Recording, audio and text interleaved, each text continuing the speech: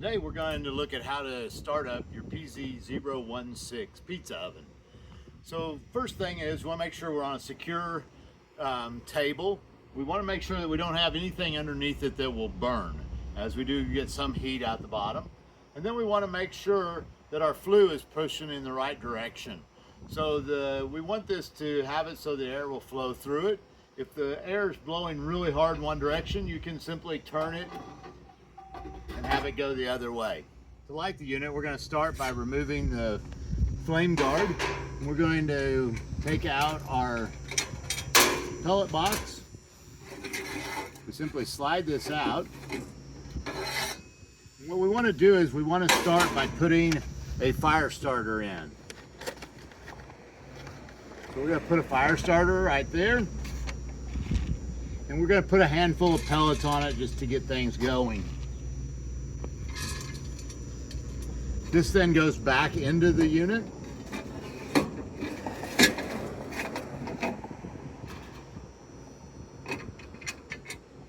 Make sure that we get the boost hooked up.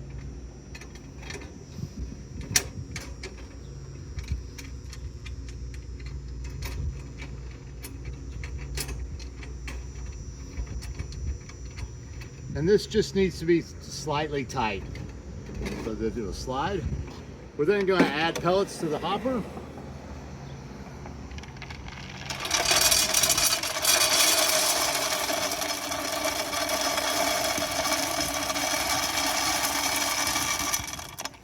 A full hopper of pellets will cook for about 2 hours. And then we're going to take just a lighter and we're going to light our pellets. We get the fire starter going.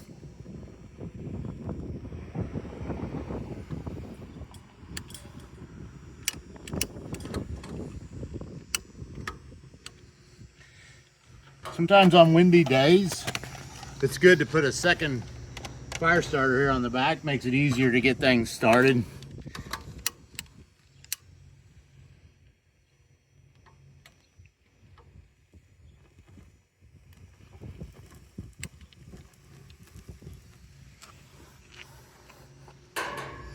Once we have that going, we put our spark arrestor back on. We're now up to 600 degrees, which is where I normally cook New York style pizzas at. What we want to make sure of before we put our pizzas in there is what the temperature of the stone is. So we have our IR gun. We're going to open up the door and we're just going to shoot the stone and see where our temperature is on the stone. And you can see as you move it across, it kind of changes. We want to be somewhere around that 600 degree mark. Once we get to there, then we're ready to put pizza in and cook. Now, if we want to adjust the temperature of the unit and we don't want to cook at 600 degrees, we can simply adjust that by moving the flue. And the farther we move the flue out, the more of the flue we block off, the less air we're going to get through, and the oven will start to drop temperature. Now remember, this is an insulated oven, so once we get to 600 degrees, it's going to take a little bit to get it down below that. Now if we want to cook on up higher than that, this oven will go all the way up to 900 degrees. We simply use the fuel boost here, and you simply slide it back and forward one time, and that should give us enough fuel to get us close to 900 degrees. If we don't quite get there, we can do that fuel boost one more time.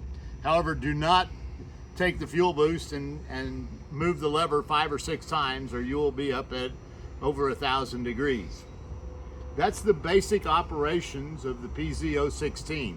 Quite simple to use, easy to clean, and highly efficient. One of the things we need to do with our new oven is to season it. And to season the stone, what we want to do is start it out at a lower temperature. So once we start the unit up, instead of letting it go up to 600 degrees, we're going to adjust the flue about halfway. That's going to let us run about 350 to 400 degrees. We're going to let it run for that for an hour. And then after that hour, we're going to boost the temperature on up by pushing the flue back. We'll let it go up to 600 and let it go for another hour. And then the stone is seasoned and we're ready to start cooking pizzas. The last thing we want to talk about today is how to shut down the oven. So the easiest way is to just let the oven burn out the pellets that are in it, and let's let it burn itself out. However, if you're in a hurry You can take the fuel boost and do it a couple of times to help clear out the pellets and burn those up. However, there's no real way to stop the unit without just letting the pellets burn up in it. And so that's the ideal way, to just let them go and let them burn out.